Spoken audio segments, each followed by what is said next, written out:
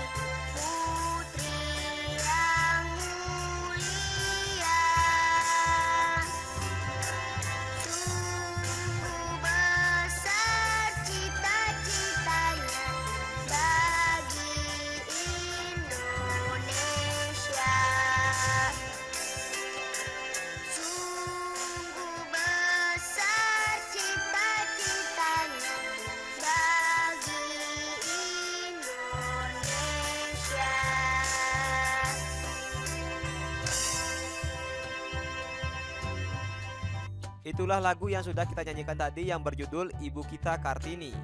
Lagu Ibu Kita Kartini merupakan lagu yang menggambarkan sosok pahlawan nasional yaitu Ibu Kartini yang dikenal sebagai pelopor kebangkitan perempuan pribumi. Ayo berdiskusi. Sekarang, mari kita berdiskusi mengenai teks pidato. Di pembelajaran sebelumnya, pada pembelajaran 1 kamu telah mengenal teks pidato. Apa itu pidato? Pidato adalah kegiatan berbicara di depan umum untuk menyatakan pendapat atau menyampaikan suatu hal. Sedangkan teks pidato yaitu sebuah teks yang berisi gagasan, pendapat, dan pengetahuan terhadap suatu hal yang nantinya akan disampaikan di depan umum. Perhatikan teks pidato berikut ini. Assalamualaikum warahmatullahi wabarakatuh. Yang saya hormati teman-teman dan para hadirin semua, hari ini merupakan hari yang bersejarah bagi kita semua. Tanggal 21 April adalah momen yang harus selalu kita syukuri. Kita mengenang perjuangan seorang pahlawan di masa lalu yang berusaha menjadikan perempuan mempunyai hak yang sama dengan kaum laki-laki. Puji syukur marilah senantiasa kita ucapkan kepada Tuhan Yang Maha Esa atas segala karunia-Nya dan kesehatan sehingga kita masih dapat memperingati dan memaknai peringatan Hari Kartini tahun ini. Kita semua tahu bahwa sosok Raden Ajeng Kartini memang sosok yang sangat mulia dengan kesabaran dan keteguhannya berjuang untuk harkat kaum wanita dan pendidikan Indonesia. Semangat dan ketekunan Ibu Kartini akhirnya membuahkan hasil. Beliau sukses mendirikan sebuah sekolah wanita dan mengajarkan ilmu pengetahuan dan keterampilan-keterampilan untuk meningkatkan peran wanita. Hari Kartini diperingati setiap tahun. Sebaiknya, kegiatan ini bukan hanya sebagai seremonial, namun kita harus memaknai peringatan Hari Kartini. Dengan memahami makna Hari Kartini, para wanita Indonesia terus berupaya meningkatkan perannya demi kemajuan bangsa dan negara tanpa melupakan kodratnya sebagai seorang wanita. Semoga dengan peringatan ini akan muncul Kartini-Kartini generasi baru untuk terus berjuang baik sebagai pejuang hak wanita maupun sebagai fondasi penting dalam kemajuan negara Indonesia di berbagai aspek. Seperti lirik lagu yang diciptakan oleh Wage Rudolf Supratman, Ibu Kita Kartini, Putri Sejati, Putri Indonesia, harum namanya. Meskipun Ibu Kita Kartini sudah tiada, tetapi namanya dan perjuangannya dapat terus dinikmati hingga sekarang. Semoga kita dapat menjaga hasil jerih payah perjuangan Ibu Kita Kartini dan meneruskan perjuangan beliau dalam kehidupan. Sekian pidato dari saya, mohon maaf jika ada kekurangan dan kesalahan. Wassalamualaikum warahmatullahi wabarakatuh. Dari teks pidato yang sudah kita baca tadi, kita mengetahui bahwa pidato tersebut mengenai peringatan Hari Kartini. Sekarang, kita akan menjawab beberapa pertanyaan berdasarkan teks pada pidato tersebut. Yang pertama, apa tema pidato tersebut? Tema pidato yaitu peringatan Hari Kartini. Yang kedua, siapa pembicara pada pidato tersebut? Pembicara pada pidato dapat siswa ataupun dapat seorang guru. Yang ketiga, siapa pendengar pada teks pidato tersebut? Pendengar dari pidato tersebut adalah siswa. Yang keempat, di mana tempat pidato tersebut dibacakan? Pidato tersebut disampaikan di lingkungan sekolah. Yang kelima, bagaimana suasana pidato tersebut? Suasana saat dibacakan pidato yaitu hening. Selanjutnya, tuliskan poin penting isi dari pidato tersebut. Dari pidato yang sudah kita baca, adapun poin pentingnya yaitu yang pertama, berisi salam, berisi pembuka, dan berisi ucapan syukur. Yang kedua, berisi memaknai peringatan Hari Kartini. Yang ketiga, pidato tersebut berisi peran Raden Ajeng Kartini. Yang keempat, dalam pidato tersebut disampaikan harapan dilaksanakannya Hari Kartini. Dan yang kelima, salam penutup.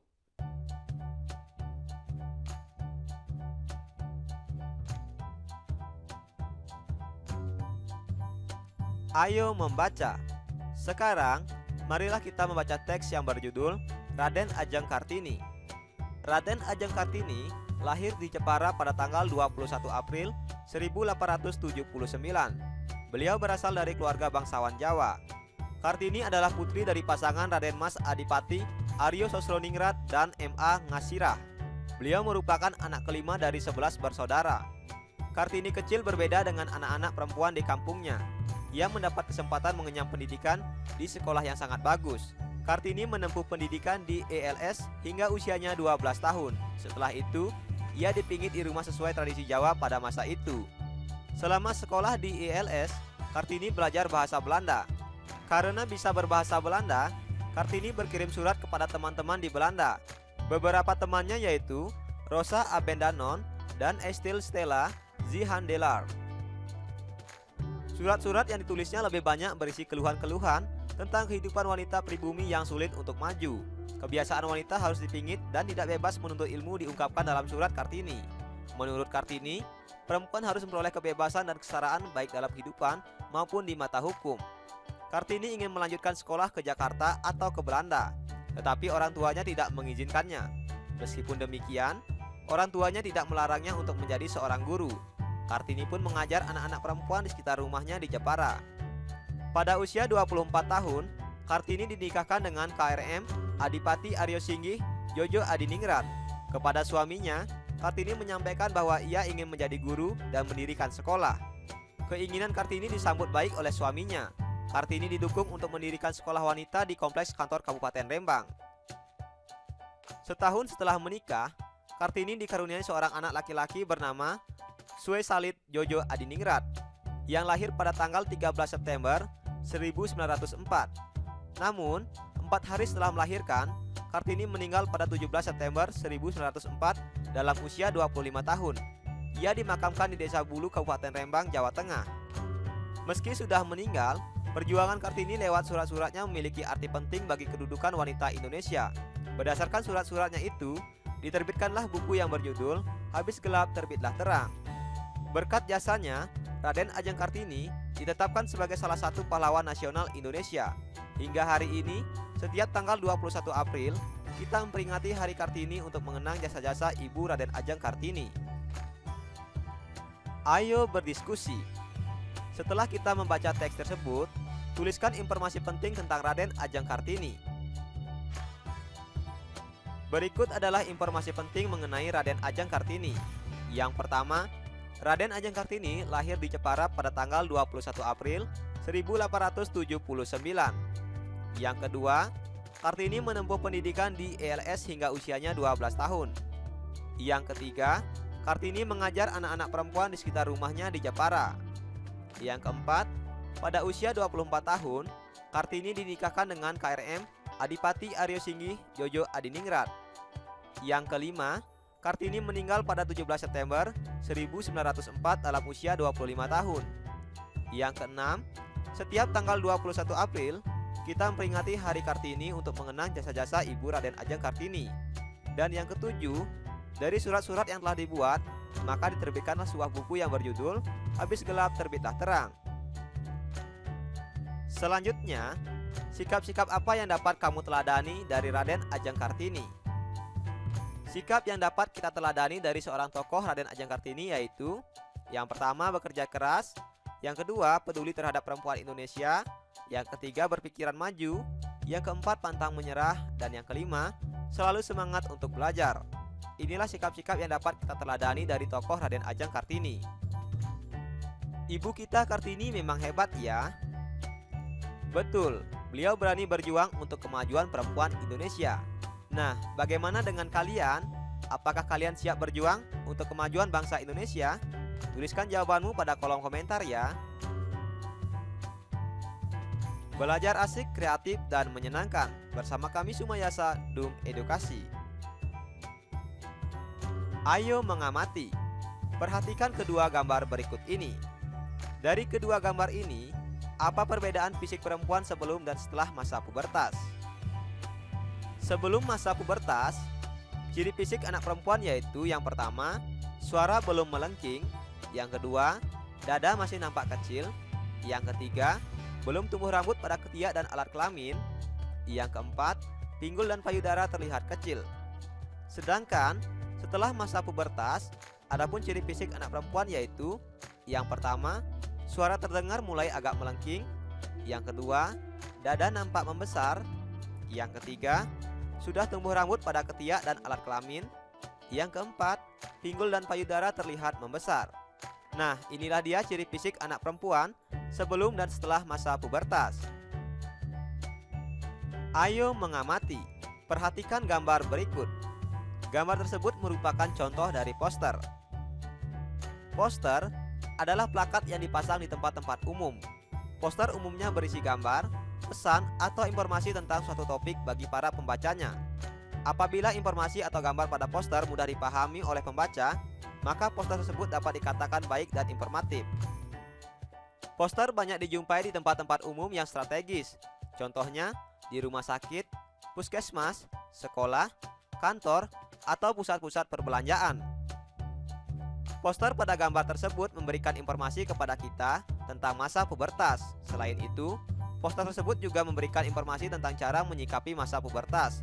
Pubertas dapat terjadi pada anak laki-laki dan anak perempuan. Terima kasih telah menyaksikan video ini. Semoga bermanfaat. Mari sama-sama kita dukung dan kita bangun channel ini. Klik subscribe, like, share, dan komen. Sampai jumpa lagi dalam video pembelajaran berikutnya.